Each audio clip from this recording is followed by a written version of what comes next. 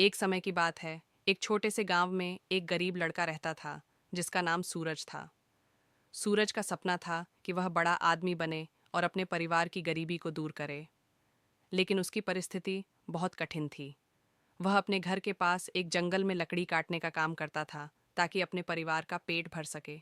एक दिन सूरज जंगल में लकड़ी काटते हुए एक चमचमाती हुई चीज देखता है। वह जल्दी से दौड़कर उस चीज के पास गया और देखा कि वह एक कांच का टुकड़ा था।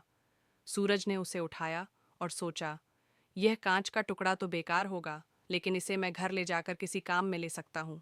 अगले दिन सूरज फिर जंगल में गया और वहां उसे एक और चमचमाता हुआ टुकड़ा दिखा। इस बार वह टुकड़ा कांच नहीं बल्कि हीरा था।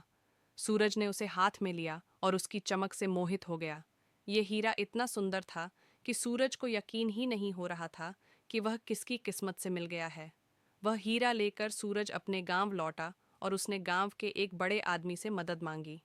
उस आदमी ने हीरे को देखकर कहा, तुम्हारे पास यह बहुत कीमती हीरा है।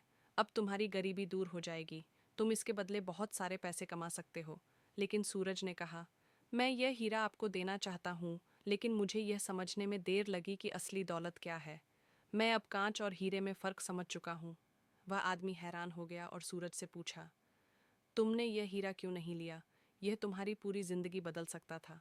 सूरज मुस्कुराते हुए बोला, कांच की तरह चमकने वाले सपने कभी कभी इंसान को भ्रमित कर देते हैं, लेकिन असली दौलत तो मेहनत, ईमानदारी और अच्छे विचारों में है। हीरे की चमक ज्यादा देर तक नहीं रहती, परंतु एक सच्चे इंसान का दिल हमेशा चमकता है। सूरज ने इस घटना से यह सीखा कि केवल बाहरी चमक और दिखावा ही असली सफलता नहीं होते, बल्कि अंदर की सच्चाई और कर्मों की अहमियत होती है। इस समझ के साथ वह जीवन में आगे बढ़ा और एक दिन वह सच में अपने कठिन परिश्रम